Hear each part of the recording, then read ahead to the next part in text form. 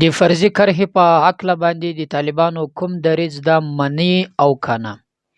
هندوستان غواړي چې د پاکستان په مقابل کې له افغانستان سره ودرېږي او د پاکستان په خلاف باندې د جګړې اعلان وکړي، او بله دا چې د پاکستان کم په کم قانون باندې د افغانستان پر خاوره باندې برید کوي. خو د پاکستان جنرال وایي چې موږ ته دا حق شته، د بین الملل لخوا څخه موږ ته دا حق قانوني راکړل شوی ده چې موږ د افغانستان په خاوره کې عملیات وکړو پر هغه چا باندې چې هغه پاکستان ته خطر جوړوي. د دې په هکله باندې دوستانو یوه ویډیو تاسو سره شریکه کوم. راځئ تر هر څه له مخه دا یوه ویډیو وګورو.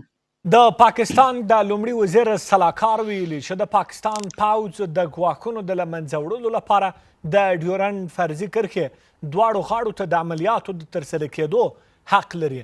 نوموړي ویلي دا یو نړیوال قانون دی او پاکستان حق لري چې د ډیورنډ فرضي کرښې ها غاړه هم د خپل مخالفینو د له منځه وړلو لپاره هر ډول عملیات وکړي. ثناءالله دا څرګندونې داسې مهال کوي چې پاکستان په دې وروستیو کې پر پکتیکا اسلامي امارات بیا تر اوسه په دې اړه څه نه دي ویلي، خو تر دې وړاندې ویلو چې دښمن ته به په دې اړه کلک ځواب ورکړي. بل لور ته بیا هند هم د افغانستان پر خاوره د پاکستان وروستي بریدونه غندلي او ویلي دي چې د خپلو کورنیو ستونزو په اړه د ګاونډي ملامتول د پاکستان پخوانی عادت دی. اوس پوښتنه دا ده چې پاکستان د کومو نړیوالو اصولو له مخې دا حق ځان ته ورکوي؟ ولې اسلام آباد د ډیپلوماسۍ پر ځای د جګړې لار غوره کړې ده؟ آیا د کابل او اسلام آباد ترمنځ ستونزې به د جګړې له لارې حل شي؟ درنو لیدونکو سلامونه، ستړي مه شئ. تاسو تودې خبرې ګورئ. زه فرید الله محمد یم. د همدې موضوع د څېړلو لپاره د بحث درانه ګډون کوونکي مو دي د سیاسي چارو شنونکي سید عبدالله صادق صاحب، همداشان د پوځي چارو کارپو جنرال محمد صادق شینواری صاحب او همداشان د سیاسي چارو کارپو سید ذکر الله هاشمي صاحب. د بحث درنو ګډونوالو ستړي مه شئ، ښه راغلاست. هاشمي صاحب، د پاکستان د لومړي وزیر د سلاکار څرګندونې مو حتما اورېدلي دي، څه وایي؟ الحمدلله وحده والصلاة والسلام علی من لا نبی بعده اما بعد. پاکستان په هکله یې څه ویلي دا خبرې واورئ. او شینواري صاحب ته تاسو لیدونکو ته خپل سلامونه وړاندې کوم. وعلیکم السلام. اولا د پاکستان دا ډیر خبرې او دا ضد و نقیض اخبار زه پخپله بالکل نه فالو کوم، په دې خاطر یعنې نه پسې ګرځم، په دې خاطر باندې چې دې کتې پام کړی وزارت خارجه یو شی وایي، صدارت بل شی وایي، ریاست بل شی وایي، وزارت دفاع بیا حمله کوي. یعنې دا داسې یو ښیي چې خو د پاکستان هم داسې یو جهت نه ده چې څوک ورسره وغږېږي. د ما په اند باندې دا اصلا مستعمر شده د امریکا ده، هر څه چې هغه ورته وایي هغه پالیسي په مخ بیایي. دا یوله خبره. دومه خبره، دا سلاکار په سطح باندې معنا یې دا ده چې اوس هغه صدر اعظم ده، دا کېدلی شي چې دا سلاکار یو ورځ صدر اعظم شي. ولې خو یو داسې یو شخصیت ده چې باید د دنیا په سیاست پوهي، باید د خپل سیاست پوهي، د پاکستان ملي منافع ورته معلوم وي. نو اوس ګوره دوی داسې یوه خبره کوي خلاف د ټولو قوانین د بین الملل ده. هېڅ دولت نړیوال حق دی. خو دغه زه اوس درته بیانوم، معنا یې دا ده چې جاهل ده، نه پوهېږي. که نه ټول دولتونه په دنیا کې هېڅ حق نه لري چې د بل دولت باندې تجاوز وکړي. نو په دې کې شک نشته. دلیل هم دا ده، ګوره ایران په پاکستان باندې حمله وکړه، پاکستان جوابي حمله ورکړله، صحیح ده. نن ورځ هندوستان اعتراض پې کړی، نو دا معنا حق لري سبا هندوستان راپورته سي، مثال اسلام آباد و لاهور و هغه بمباري کړي، ولله دې جته هغه دا 50 کاله کېږي چې پاکستان په دې متهمه یي چې دلته د ما مخالفین یې ساتلي دي. لهذا دا د ده جهالت پاکستان چې افغانستان متهم کوي. دومه خبره، دا خلاف د قوانین د بین الملل ده، خلاف د احترام تبادل، احترام روابط دی متقابل احترام باندې، او خلاف د بین المللي اصولو، حتی د شرعي د اسلامي اخلاقیاتو خلاف ده. مثال د خبرې، زه که چیرې یو همسایه سره دیوال په خپل مابین کې لرم، نو زه په هغه باندې حق نه لرم چې تجاوز وکړم، زه خپل باید مشکلات حل کړم.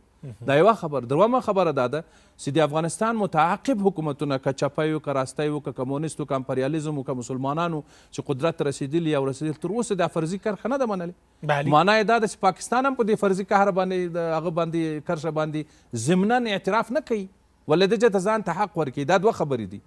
یوه خبره دا ده چې د افغانستان خاوره باندې تجاوز کوي، او که چیر نه کوي نو بیا افغانستان او دغه پښتونخوا سیمه چې افغانستان تر اټکه پورې دعوه لري، دا د افغانستان بولي. نو دا د جهالت بیانوي. لهذا د ما په اند باندې د دې ضد و نقیض خبرو باندې ښه خبره دا ده چې ډېر شدید عکس العمل په هغه وخت کې وښول چې که سره دې عمل یعنی یو عمل وکړي یعنی منتظر شو چې دوی کله بیا برید کوي. ګوره دا خپل کارونه خو د موږ ټول الحمدلله پاکستان د افغانستان حالت تیز ته ورسېد. افغانستان خپل وینو چې امنیتي ارګانونه خپل کار باندې لګیا دي. صحیح کوشش کوي چې د افغانستان قواو ته صحیح ټریننګ ورکړي او په عین وخت کې کوشش کوي چې اسلحه ورته پیدا کړي، کوشش کوي چې مورال پورته کړي.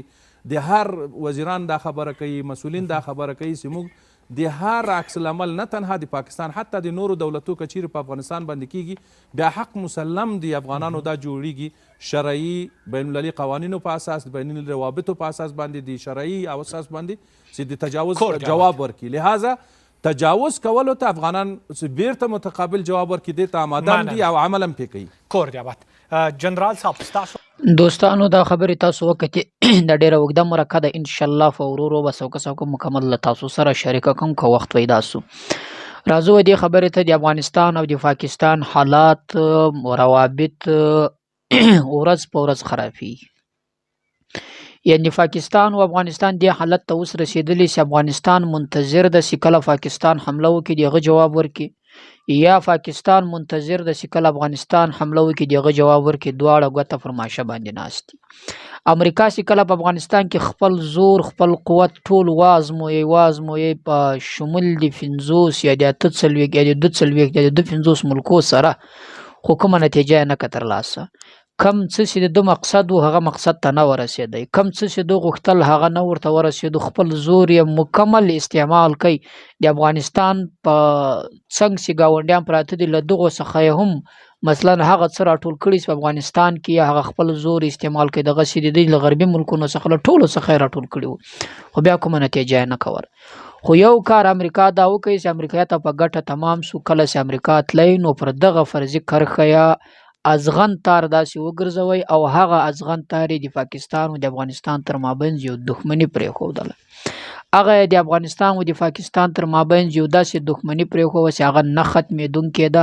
که چیرې هم ختمېږي دا به مثلا په جګړو سره په داسې حالت سره به پای ته رسېږي چې ډېر نقصانات به پېښوي.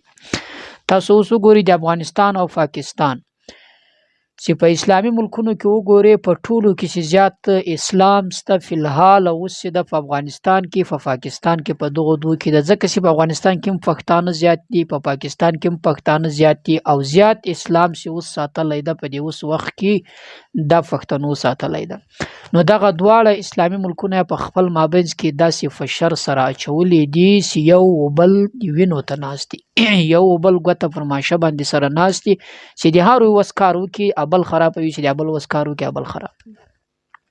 تاسو ګورئ څو ورځې مخکې چې پاکستان څو واره بار پر افغانستان باندې حمله کوي، خو افغانستان داسې نه ده چې حمله یې ورباندې کړې. خو افغانستان کله چې پاکستان حمله وکړي بیا خو نو دا فکر د هر کس ته چې د خپل ځان دفاع وکړي پر هغه باندې جوابي کاروایي وکړي، جوابي حمله ورکړي، د خپل ځان دفاع وکړي. خو تر وار له مخه افغانستان هېڅکله پر افغانستان باندې پاکستان باندې حمله نه ده کړې، ځکه چې افغانستان بیا نه غواړي، افغانان نه غواړي، طالبان نه غواړي چې افغانستان یو ځل بیا د جګړې مرکز وګرځېږي. جنګ نه غواړي له هېڅ چا سره. خو کله که چیرې بیا بیرته پخواني حالت ته وګرځېدلو او مجبوره کړل سلو بیا هېڅوک هم مخه نشي نیولی. بیا یوازې پاکستان خو څه کوي چې د نړۍ ټول ملکونه ورسره ملګري سي هم مخه یې څوک نشي نیولی. خو ته موږ او تاسو د دې خپله شاهدانو، موږ او تاسو ولیدو تر امریکا زورور هېڅوک نه و. له امریکا سره یوازې امریکا نه په شمول د 50 هېوادونه هغه هم ورسره اوس په هغه کې هم ډېر زورور هېوادونه هغو یې مخه نه ونیوله. هغو کم څه مثلا چې څه یې زړه غوښتل هغه مقصد په افغانستان کې هغه ته نه ورسېدل، نو یوازې پاکستان به شي. خو موږ به کوشش دا کوو او پاکستان به دا کوشش کوي، افغانستان به دا کوشش کوي چې تر خپل مابین چې کمې جګړې د هغه د خبرو له لارې حل کړي، تر کم مابین چې کمې ستونزې دي. ګوري پاکستان یو تهمت پر افغانستان باندې بار لګوي چې ستاسو له طرف څخه موږ ته مثلا حکم دی چې ترهګري پورې پارنامه ورته وایي چې امنیت دلته تاسو له خوا څخه پر موږ باندې خراب شوی ده. دا دومره ازغن تار چې تیر سو په دې باندې په عربا ورفي خرچه وکړل سو خاص دې لپاره چې دوی خپل هیواد امنیت وساتي. خو دغه ازغن تار په داسې شکل کې تیر سوی ده چې مرغۍ مچ هېڅوک مرغۍ نشي راوختلی، انسان خو څه کوي. خو بیا هم دا څنګه د انسان عقل مني چې له افغانستان څخه دی ترهګري ځي په پاکستان کې دی خپل عملیات کوي، دا نسی کېدلی. دوم که پاکستان له افغانستان سره داسې اړیکې خرابېدلې او داسې حملې ورباندې کولې او داسې څه یو غوښتل کم چې دی غواړي، نو لرې نه ده چې د پاکستان خلاف هیوادونه له افغانستان سره لاس یو کړي او بیا افغانستان هم مجبوره ده چې له دغه خلکو سره لاس یو کړي او هغه څه ورڅخه واخلي چې د خپل هیواد دفاع ورباندې وکړي او د پاکستان په مقابل کې د جګړې اعلان وکړي. هند بار بار ورته ګوري د افغانستان ملګرتیا کوي او کوشش یې هم دا وي چې موږ او تاسو ملګري او د پاکستان په مقابل کې خپل دریځ اعلان کړو. نو که چیرې دا رقم حملې دی کوي نو بیا هند هم غواړي چې له افغانستان سره خو ولاړ ده، بیا افغانستان هم غواړي چې له هند سره په کلکه باندې ودرېږي او د پاکستان په مقابل کې چې څه زړه غوښتل یا جنګ سر څه هغه اعلان کړي. نو په دې سره به زیات نقصان و پاکستان ته هم رسیږي او افغانستان ته هم رسیږي، د پاکستان پښتنو ته هم رسیږي، د افغانستان پښتنو ته هم رسیږي. نو الله دې وکړي چې دغه دوه هیوادونو تر مابین دا جګړه دغه اختلافات دا ختم کړل شي او د دغه په مابین کې یو صلح یو امنیت راسي چې هیڅ کله پر دې ځای باندې موږ او تاسو بیا نه جګړه ووینو، نه ستونزې ووینو او نه مشکلات ووینو.